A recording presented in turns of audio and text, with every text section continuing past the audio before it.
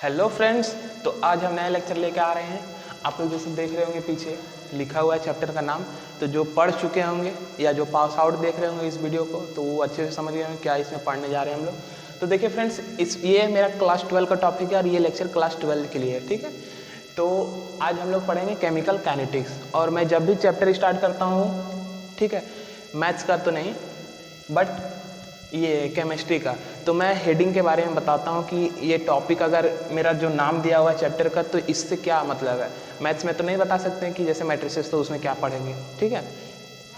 तो देखिए फ्रेंड्स, सबसे पहले हम लोग कभी भी अगर चैप्टर का नाम, अगर किसी भी चैप्टर का अगर नाम देखते हैं तो उसका पहले नाम का मतलब समझने का प्रयास करें। क्यों फ्रेंड्स? क्योंकि अगर नाम का मतलब समझ जाएंगे तो आपको चैप्टर आगे समझ में आने लगेगा कि हमको क्या पढ़ना है आगे, ठीक है। तो सबसे पहले हम लोग चैप्टर का नाम का मतलब समझते हैं। तो देखिए, केमिकल का मतलब होता है मेरा क्या? केमिकल का मतलब होता है मेरा केमिकल रिएक्शन, ठीक है। केमिकल का मतलब क्या होता है? Chemical reaction. और काइनेटिक्स का मतलब क्या होता है फ्रेंड्स? मोशन या फिर स्पीड या फिर रेट। तो फ्रेंड्स देख लीजिए, रेट या फिर स्पीड लिखे यहाँ पे, ठीक है। तो फ्रेंड्स अब दोनों मिला के समझते हैं कि क्या होता है केमिकल रिएक्शन और रेट या फिर speed.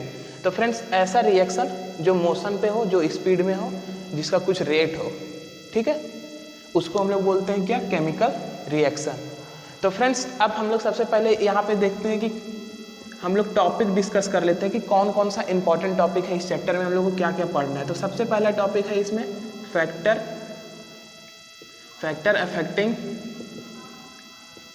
Affecting rate of chemical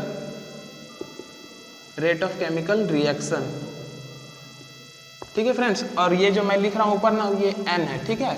N generally तो लिखा जाता है इस तरह, बट मैं जल्दी में इस तरह लिख देता हूँ, ठीक है। तो मेरा क्या है? पहला जो टॉपिक है factor affecting rate of chemical reaction, ठीक है। और दूसरा टॉपिक है मेरा रेट लॉ एक्सप्रेशन हमको सेकेंड टॉपिक पढ़ना है। और थर्ड टॉपिक क्या है फ्रेंड्स? और थर्ड जो सबसे मोस्ट इंपॉर्टेंट टॉपिक है, ऑर्डर ऑफ रिएक्शन कि हम लोग को ऑर्डर ये फ्रेंड्स आप लोग लिख लीजिए 100% गारंटी के साथ कि ये आपका सीबीएसई में पूछा जाएगा, ठीक है। और सीबीएसई पूछेगा ही, बट आपका स्कूल का एग्जाम में भी पूछेगा, ये 100% गारंटी के साथ ये इतना ज़्यादा इंपॉर्टेंट है। क्यों फ्रेंड्स?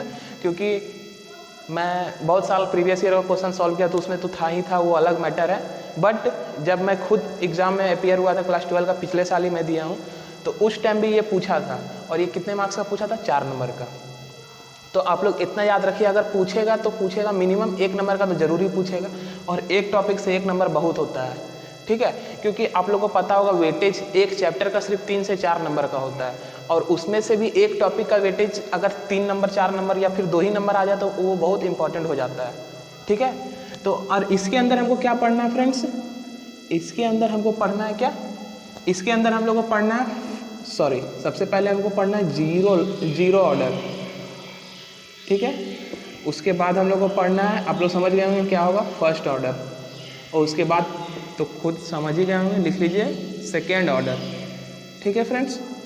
तो ये हमको पढ़ना है, किसमें पढ़ना? ऑर्डर के अंदर हम लोग को पढ़ना है 0th ऑर्डर, फर्स्ट ऑर्डर या सेकेंड ऑर्डर, ठीक है। ये मेरा जिस टाइम एग्जाम में अपेयर हुए थे उस टाइम 4 नंबर का पूछा था हमसे, ठीक है। और उसके अंदर 4 क्वेश्चन थे, तो 3 क्वेश्चन तो बन गया फ्रेंड्स, बट एक क्वेश्चन गलत हुआ। क्यों हुआ फ्रेंड्स?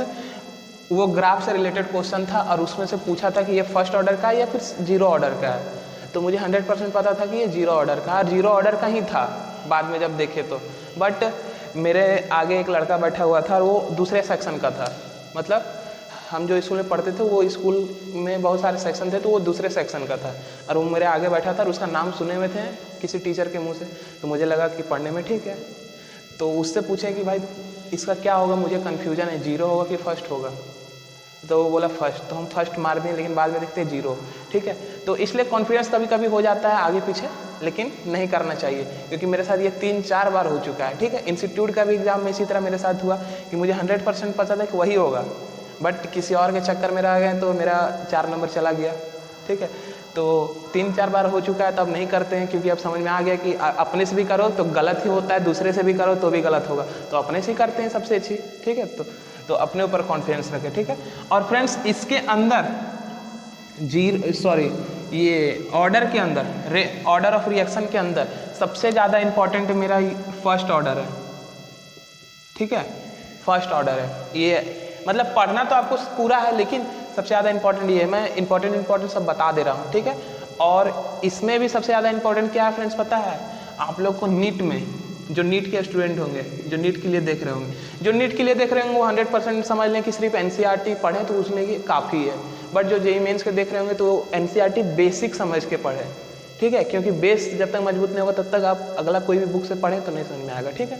तो नीट के लिए स्टूडेंट जो देख रहे होंगे वो 100% गारंटी के साथ मैं बोल रहा हूँ, वो हर साल इस चैप्टर से सिर्फ सिंगल एक चैप्टर से 2 क्वेश्चन आता है। और आप लोगों को पता है एक क्वेश्चन कितने मार्क्स का होता है फ्रेंड? 4 नंबर का, और 2 क्वेश्चन है तो 8 नंबर का, मतलब एक चैप्टर का वेटेज 8 नंबर का है। और जो जेईई मेंस का स्टूडेंट होंगे, जेईई का स्टूडेंट होंगे फ्रेंड्स, उनके लिए सिर्फ 1 से 2 क्वेश्चन आता है, मतलब मिनिमम 1 क्वेश्चन आता है, मैक्सिमम 2 क्वेश्चन। मतलब इतना जान लें कि ये चैप्टर सब तरह से इंपॉर्टेंट है, मेरा सीबीएसई से भी इंपॉर्टेंट है, जेईई मेंस से भी और नीट से भी। क्यों? क्योंकि एक क्वेश्चन आ रहा है तो कम नहीं, एक क्वेश्चन 4 नंबर दे के जाता है, ठीक है। तो आप लोग इसको पूरा को नोट कीजिए आप लोग, ठीक है। इंपॉर्टेंट टॉपिक क्या है मेरा, अब आगे हम चैप्टर को शुरू करते हैं। तो चलिए फ्रेंड्स अब आगे देखते हैं हम लोग, ठीक है। उतना आप लोगों को समझ में आ गया। जिनको मैं बार बार बोल रहा हूँ, जिनको नहीं समझ में आता वो कमेंट में बोलें। कब बोले कमेंट में? जब वो फिर से दोबारा वीडियो देखें तभी बोलें, ठीक है। मेरा बोलने का मतलब क्या है कि एक बार अगर वीडियो देखें नहीं समझ में आता तो बैक करके फिर से देखें, और फिर भी नहीं समझ में आता तब कमेंट करें, ठीक है friends.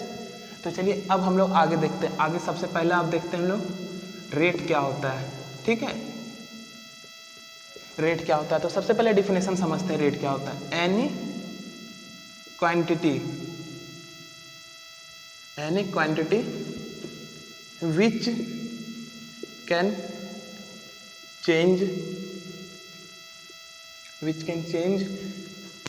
With respect to time. देखिए फ्रेंड्स इस तरह का आप लोगों को बहुत जगह दिखेगा आप लोगों को बुक में, तो इसको बोलते हैं विथ रिस्पेक्ट टू टाइम, ठीक है। विथ रिस्पेक्ट टू टाइम तो हम पूरा लिख देते हैं, विथ रिस्पेक्ट टू टाइम, मतलब टाइम के मौजूद में, टाइम के रहते हुए, ठीक है।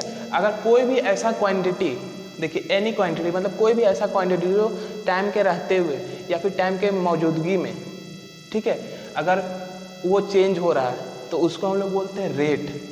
समझ में आया फ्रेंड्स? रेट किसको बोलते हैं? जो टाइम के रिस्पेक्ट में चेंज होता है, सीधी सी बात, ठीक है। मैं थोड़ा डीप हिंदी में चले जाता हूँ तो जो सीबीएसई का स्टूडेंट होगा उसको नहीं समझ में आएगा, बट जो जैक के देख रहे हैं उनको अच्छा समझ में आएगा। क्या कि जो टाइम के रहते हुए में चेंज होता है, ठीक है, उसको हम लोग बोलते हैं रेट, या फिर जो टाइम के रिस्पेक्ट में चेंज होता है उसको हम लोग बोलते हैं रेट। दोनों के लिए समझ में आ गया होगा आप सीबीएसई और जैक। तो फ्रेंड्स अब नेक्स्ट हम लोग देखते हैं क्या, अभी हम लोग पढ़े थे क्या, rate of chemical reaction. Rate तो समझ में क्या होता है, but rate of chemical reaction क्या होता है? तो देखिए रेट ऑफ केमिकल रिएक्शन, ठीक है। तो रेट ऑफ केमिकल रिएक्शन क्या होता है? तो रेट ऑफ केमिकल रिएक्शन समझने से पहले हम लोग क्या समझते हैं फ्रेंड्स कि अगर मेरा rate of chemical reaction aqueous में हो, ठीक है, रेट ऑफ केमिकल रिएक्शन अगर मेरा एक्वस में हो, तो एक्वस में अगर होता है तो मेरा इसमें कंसंट्रेशन चेंज होता है फ्रेंड्स, ठीक है, कंसंट्रेशन चेंज होता है। क्या मेरा चेंज होता है? कंसंट्रेशन। देखिए फ्रेंड्स इसके पावर में सी आप लोग दे भी सकते हैं, नहीं भी दे सकते, बहुत जगह दिया जाता है, बहुत जगह नहीं दिया जाता है, तो मैं नहीं देता हूँ, ठीक है। तो क्या चेंज होता है मेरा? कंसंट्रेशन। और कंसंट्रेशन में क्या चेंज होता है फ्रेंड्स? कंसंट्रेशन में मेरा चेंज होता है प्रोडक्ट और रिएक्टेंट। मतलब क्या बोलना चाह रहे हैं फ्रेंड्स? देखिए आप लोग को ये नहीं समझ में आ रहा होगा तो मैं इतना तक फिर से बताता हूँ, क्या कि अगर मेरा रेट ऑफ रिएक्शन जो है वो एक्वस में हो तो उसमें क्या चेंज होता है? कंसंट्रेशन। इतना आप लोगों को समझ में आ रहा होगा, लेकिन आप लोगों को लग रहा होगा कंसंट्रेशन में रिएक्टेंट और प्रोडक्ट कैसे चेंज होगा। फ्रेंड्स जनरली एक एग्जाम्पल समझे आप लोग, जो जनरल लाइफ में डेली आप लोग का होता है। क्या होता है? समोसा तो खाते ही होंगे जनरली आप लोग, सप्ताह में 2-3 दिन, या फिर जिनको आदत होगा वो डेली खाते हैं, या महीना में तो खाते ही होंगे, ठीक है। तो जो समोसा खाते हैं उनके लिए एक एग्जांपल है, जो समोसा बनने से पहले किस तरह होता है? मैदा से लिपटा होता है आलू, है ना। मतलब मेरा समोसा है, ठीक है, मान लीजिए ये बिना बना हुआ समोसा है, ठीक है। तो ये मैदा और आलू है इसमें सिर्फ, तो इसको तो खा नहीं सकते। मतलब ये क्या है मेरा? ये मेरा रिएक्टेंट है, ये मेरा रिएक्टेंट है, ठीक है। और जब हम लोग तेल में तलेंगे तब मेरा क्या बनेगा, प्रोडक्ट। तो आप लोगों को चेंज दिखा फ्रेंड्स, क्या बोले कि एक्वस, अगर मेरा rate of chemical reaction aqueous में रहेगा तो किस में चेंज आएगा, कंसंट्रेशन में चेंज आएगा, और कंसंट्रेशन में चेंज आएगा तो प्रोडक्ट और रिएक्टेंट में भी चेंज आएगा। तो कैसे चेंज आ रहा है आप लोग देख रहे हैं फ्रेंड्स, क्योंकि ये चैप्टर फ्रेंड्स एक चीज़ मैं बताने के लिए भूल गया आप लोग को ना, ये चैप्टर में सिर्फ आप लोग को क्या बोलते हैं एक्सपेरिमेंटल बेस्ड चीज़ पढ़ना है। और एक्सपेरिमेंटल बेस्ड चीज़ मैं तो यहाँ पे एक्सपेरिमेंट करके नहीं समझा सकता कि देखो यहाँ पे सोडियम डालें और क्लोरीन डालें तो बन गया NaCl, देखो यहाँ पे, तो ऐसे तो नहीं बता सकते। इसलिए मैं जनरल लाइफ से मैं रिलेट करके बता रहा हूँ कि आप लोग समझ सकें, ठीक है। ये चैप्टर सिर्फ एक्सपेरिमेंटल बेस है, मतलब इसमें सिर्फ केमिकल रिएक्शन के बारे में पढ़ना है कि दो केमिकल रिएक्शन को डालते हैं तो ये जुड़ता है कि टूटता है या फिर क्या फॉर्म करता है, बस यही सब पढ़ना है। तो फ्रेंड्स देखिए ये एक तरह का मेरा क्या है, जो बिना बना हुआ समोसा वो एक तरह का क्या है, रिएक्टेंट है। और जब हम लोग इसको तेल में डालते हैं, मतलब ऑयल में डालते हैं, तो मेरा प्रोडक्ट क्या बनता है, मेरा समोसा। तो ये प्रोडक्ट हो गया, मतलब मेरा ऑयल जो वो कैटलिस्ट की तरह काम कर रहा है। तो देखिए फ्रेंड्स ये एक तरह का रिएक्शन बन गया आप लोग का कि प्रोडक्ट भी है, कैटलिस्ट भी है, सॉरी रिएक्टेंट भी है, कैटलिस्ट भी है, प्रोडक्ट भी है। तो समझ में आया फ्रेंड्स कि मैं ये क्या बता रहा था अभी, कि अगर एक्वस रहा मेरा, ठीक है, किस में, रेट ऑफ केमिकल रिएक्शन में, तो उसमें कंसंट्रेशन में चेंज आएगा। कंसंट्रेशन में कैसे चेंज आएगा, क्योंकि रिएक्टेंट और प्रोडक्ट में चेंज आता है इसलिए। और अब दूसरा देखते हैं हम लोग फ्रेंड्स, अगर मेरा लिक्विड है, ठीक है, अगर हम लिक्विड ले लिए और मेरा जो प्रोडक्ट है वो भी लिक्विड ही बन रहा है, तो इसमें मेरा प्रेशर में चेंज आता है, ठीक है। और प्रेशर में चेंज आएगा तो जनरली फिर से यही चीज़ होगा कि हमेशा एक चीज़ याद रखें फ्रेंड्स, ठीक है, रिएक्टेंट से अगर प्रोडक्ट बन रहा है तो वो दोनों चेंज हो जाएगा। कभी अगर आप लोग देखें फ्रेंड्स, एक जनरल से एग्जांपल समझें, अच्छा ठीक है, आप लोग मोमबत्ती भी जलाते होंगे, है ना, तो मोमबत्ती मेरा एक तरह का मान लीजिए रिएक्टेंट है, और उसको अगर जला दिए तो प्रोडक्ट उसका क्या बचता है, कुछ नहीं, थोड़ा थोड़ा जो मोमबत्ती है वो, लेकिन वही चीज़ तो नहीं बचता है। तो कुछ भी चीज़ आप लोग जनरली रिलेट कर सकते हैं। या फिर आटा, डेली आप लोग रोटी खाते हैं, आटा जब गूंथते हैं, ठीक है, माँ या फिर जो दीदी कोई भी बनाते होंगे, तो आटा जब गूंथते हैं तो वो तो खाने लायक तो नहीं रहता, उसको तो नहीं खा सकते। जब वो उसको हम लोग पकाते हैं तब उसको खाते हैं। मतलब रिएक्टेंट से जब प्रोडक्ट बनता है तो हमेशा चेंज ही होता है। तो याद रखें जनरली क्या आप लोग कि लिक्विड जो है, लिक्विड में प्रेशर चेंज होता है, और प्रेशर में क्या होगा, प्रोडक्ट और रिएक्टेंट दोनों चेंज होता है। ठीक है फ्रेंड्स, ये समझ में आया आप लोग को, तो ये नोट कीजिए आप लोग फ्रेंड्स, ठीक है। या फिर यहीं पे मैं बता देता हूँ क्या, रेट ऑफ केमिकल रिएक्शन का डिफिनेशन, ठीक है, या फिर स्पेस नहीं हो रहा है फ्रेंड्स, ठीक है, तो आप लोग इसको नोट कीजिए, मैं रफ करके बताता हूँ, ठीक है। तो देखिए फ्रेंड्स, इसका हम लोग को अभी डिफिनेशन लिखना था, ठीक है, तो चलिए इसका डिफिनेशन हम लोग यहाँ पे लिखते हैं, क्योंकि एक लाइन का तो था नहीं कि यहाँ पे लिख देंगे तो हो जाएगा, ठीक है। तो चलिए इसका डिफिनेशन लिखते हैं। तो इसका डिफिनेशन क्या होगा मेरा, तो देखिए फ्रेंड्स, ये किस किस चीज़ में चेंज हो रहा है, कंसंट्रेशन और प्रेशर, मतलब हम लोग को इसी को समझना है, और इसको समझेंगे तो मेरा डिफिनेशन आ गया। तो देखिए फ्रेंड्स, इसी से मैं डिफिनेशन अभी लिखता हूँ, देखिए, चेंज इन कंसंट्रेशन एंड लिखें या फिर ऑब्लिक दें, जो भी दे चलेगा, ठीक है। Change in concentration and pressure, किसका चेंज हो रहा है फ्रेंड्स, किसका चेंज हो रहा है, रिएक्टेंट और प्रोडक्ट का, अभी समझाएं, किसका चेंज हो रहा है, रिएक्टेंट एंड प्रोडक्ट का। तो change in concentration of reactant and product, ठीक है, तो उसको आप लोग समझ जाएंगे, रिएक्टेंट और प्रोडक्ट लिखा हुआ है, ठीक है। Change in concentration of reactant and product with respect to time, ठीक है। Change in concentration of product and reactant with respect to time is called, क्या होगा friends, is called rate of chemical reaction, ठीक है। समझ में आया friends, इसको इसलिए मैं इतना समझाया, रेट ऑफ केमिकल रिएक्शन, ठीक है। तो डिफिनेशन समझ में आ गया, ये आप लोग को अगर अच्छे से समझ में आया हो फ्रेंड्स, तो डिफिनेशन एकदम 100% बोल रहे हैं समझ में आएगा। क्यों, क्योंकि मैं इसी से डिफिनेशन लिखा हूँ। देखिए अगर मेरा रेट ऑफ केमिकल रिएक्शन जो एक्वस में रहेगा, किस में चेंज होगा, कंसंट्रेशन और प्रोडक्ट में। देखिए चेंज इसी में हो रहा है, एक्वस या फिर लिक्विड में। तो चेंज क्या क्या हो रहा है, कंसंट्रेशन, प्रेशर।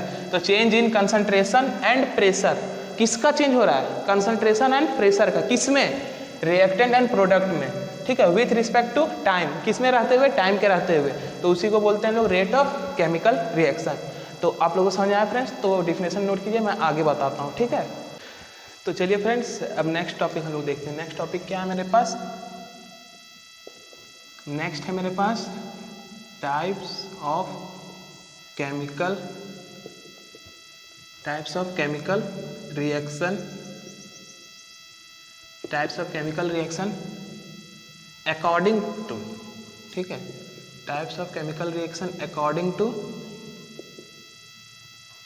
टू रेट, मतलब हम लोग के रेट के अनुसार कितने तरह का केमिकल रिएक्शन है वो देखना है, ठीक है। तो चलिए फ्रेंड्स, अब देखते हैं हम लोग का। तो इसमें से सबसे पहले आता है मेरा वेरी फास्ट, मतलब बहुत ही जल्दी।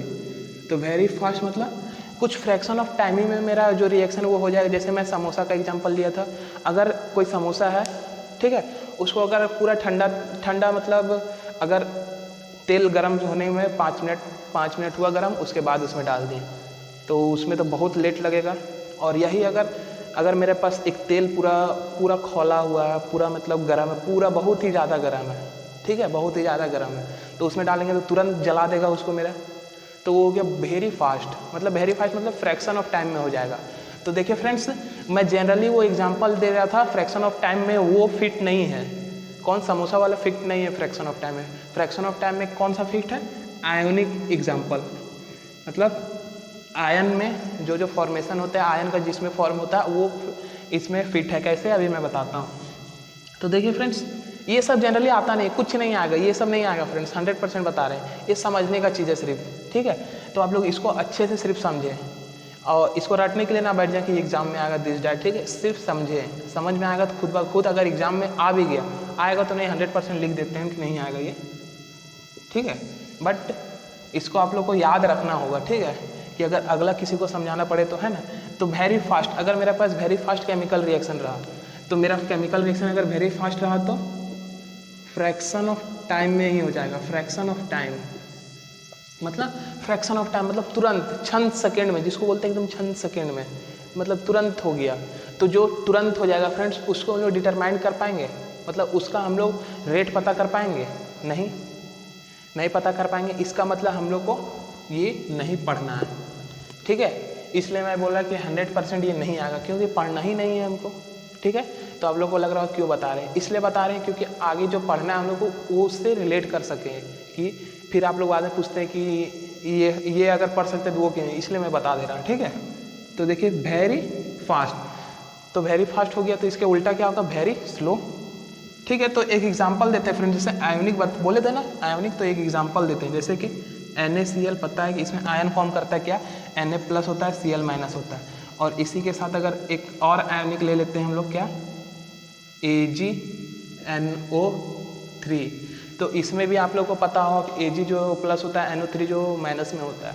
तो देखिए फ्रेंड्स, इसका जो प्रोडक्ट बनेगा मेरा क्या बनेगा फ्रेंड्स, AgCl जो है वो प्रिसिपिटेट बना के नीचे बैठ जाएगा। प्रिसिपिटेट कैसा होगा फ्रेंड्स, वाइट कलर का होगा, ठीक है। कभी कदाल ऐसा क्वेश्चन आता है, ठीक है, कभी कदाल, जनरली नहीं आता है, मतलब कभी रेयर केस में, कि अगर ये और ये दोनों मिलके अगर प्रोडक्ट बना रहा है, जैसे कि मान के चलो कि पूछ दिया कि NaCl + AgNO3 प्रोडक्ट लिखें इसका, ठीक है, और उससे क्या क्या बन रहा है वो लिखें। तो अगर प्रोडक्ट लिखना है तो आप लोग AgCl लिख दें, और प्लस क्या मेरे पास बच गया Ag और Cl खत्म, तो NaNO3 बच गया, है ना, NaNO3। तो फ्रेंड्स, अगर ये आप लोग उस टाइम लिख दीजिएगा ना, कि जब हमसे पूछ दिया कि क्या इसका प्रोडक्ट बनेगा, तो टीचर के ऊपर इम्पैक्ट ज़्यादा पड़ता है, कि बच्चा जो है वो डीपली पढ़ा, मतलब बच्चे के पास नॉलेज है, तो वो फुल में फुल मार्क्स देता है। ऐसे भी देगा, बट आपका जो आगे है ना, आगे जो अगला क्वेश्चन या आंसर है, वो उसमें थोड़ा सा भी मिस्टेक होगा ना आपके पास, तो वो नंबर देगा। क्यों, क्योंकि उसको लगेगा कि उसमें अच्छा लिखा है तो इसमें छोड़ो, नंबर मेकअप कर देते हैं, ठीक है। या फिर वो अगला पूरा पढ़ेगा भी नहीं, 2 लाइन पढ़ के छोड़ देगा, कि देखा कि अरे रिप्रेजेंट उसका अच्छा जा रहा है, तो अगला भी अच्छा ही होगा। 2-3 फैक्टर हो सकता है ना। तो देखिए, तो आप बहुत को कैसा होगा कि ये पता नहीं चला होगा कि AgCl या NaNO3 कैसे लिखे, ठीक है। तो कैसे लिखें फ्रेंड्स, देखिए मैं अभी बताया कि Na+ में होता है, जो Cl- में होता है, और एंड Ag जो है वो प्लस में होता है, और NO3 जो है वो माइनस में होता है। और आप लोगों को पता होगी प्लस माइनस एक दूसरे का अट्रैक्ट करते हैं, तो ये जो है ये इसके साथ जाएगा और ये जो है इसके साथ जाएगा, तो बनाएगा AgCl और NaNO3। मैं जनरली ऐसे ही बताया प्लस माइनस अट्रैक्ट करते, लेकिन इसके पीछे मैकेनिज्म है, ठीक है। आप लोग को समझ में आने के लिए मैं बताया प्लस माइनस जो है अट्रैक्ट करता है, ठीक है। समझ में आया फ्रेंड्स? तो ठीक है, इसको नहीं मिटाते हैं, आप लोग इसको नोट कीजिए, ठीक है। मैं 2 यहाँ नीचे लिखता हूँ, तो 2 क्या होगा फ्रेंड्स? वेरी स्लो रिएक्शन, मतलब बहुत ही टाइम लेगा रिएक्शन होने में। तो जो फ्रेंड्स बहुत ही टाइम लेता है, मान के चलो जैसे for example rusting of iron, देखे होंगे फ्रेंड्स, अगर जिनके घर बन रहा होगा या फिर अगल बगल में खिड़की होगा जो पेंट का नहीं होगा या फिर पेंट किया होगा, दोनों में भी, तो जो पेंट किया होगा वो तो बहुत ही ज़्यादा टाइम लेगा रस्ट होने के लिए, और जो पेंट नहीं किया तो पानी उनी पड़ेगा, वर्षा उर्षा होगा, रेन होगा और एयर का मॉइस्चर उसमें जाएगा, तो 2-3 साल में वो रस्ट करना शुरू हो जाएगा, ठीक है। तो बहुत टाइम लेता है, मतलब लगभग 1 साल तो होगा ही होगा, 1 साल के बाद या 1 साल में ही रस्ट करेगा, तो 1 साल बहुत ड्यूरेशन होता है टाइम का, ठीक है। तो उसको भी हम लोग को कोई ज़रूरत नहीं है थी देखना, क्योंकि वो तो हमको जनरली पता चल जा रहा है, ठीक है। तो क्या यहाँ पे लिख लीजिएगा लॉन्ग टाइम या फिर लॉन्ग पीरियड ऑफ टाइम, ठीक है। और एग्जांपल में रस्टिंग ऑफ आयरन, तो हम लोग को ये दोनों नहीं पढ़ना है, क्योंकि ये बहुत फास्ट हो जा रहा है, इसको हम लोग पता ही नहीं कर पाएंगे, तो पढ़ने से कोई फ़ायदा नहीं। और ये बहुत स्लो है, इसको डिटरमाइन करने का ज़रूरत ही नहीं, पता चल जा रहा है ऐसे ही। तो हम लोग को क्या पढ़ना है फ्रेंड्स? आप लोगों को समझ में आ रहा हो क्या कि जब फास्ट है और स्लो है तो इसके बीच में भी तो कुछ आएगा, तो इसके बीच में क्या आता है? मॉडरेट या फिर इंटरमीडिएट, ठीक है, मॉडरेट या फिर इंटरमीडिएट, तो हम लोग को वही पढ़ना है। तो आप लोग इसको नोट कीजिएगा, यहाँ पे वेरी स्लो लिख लीजिए आप लोग, ठीक है। तो नोट कीजिए, मैं रफ कर देता हूँ। तो चलिए फ्रेंड्स, अब देख चुके थे हम लोग वेरी फास्ट और वेरी स्लो, तो उसके बीच में हम लोग को देखना था क्या? मॉडरेट। तो हम लोग मॉडरेट देखते हैं, ठीक है। मॉडरेट मतलब क्या होता है? जो बीच में आता है, मतलब जो केमिकल रिएक्शन का जो टाइमिंग है बस उतना में हो जाता है। तो उसका डिफिनेशन देखिए फ्रेंड्स, ये मैं बार बार बोल रहा हूँ, ये सब आता नहीं है चीज़, ठीक है। तो ये सब को उतना रटने का चीज़ नहीं है, आप लोग इसको सिर्फ समझ के रखें अपने दिमाग पे, ठीक है। तो देखिए फ्रेंड्स, मॉडरेट क्या होता है? मॉडरेट ये होता है जो फिनाइट टाइम में वो जो होता है केमिकल रिएक्शन वो कंप्लीट हो जाता है। तो देखिए इसका लिख सकते हैं in finite time, in finite time the molecular reaction perform लिखें या फिर कंप्लीटेड लिखें, ठीक है। तो कंप्लीटेड लिखते हैं।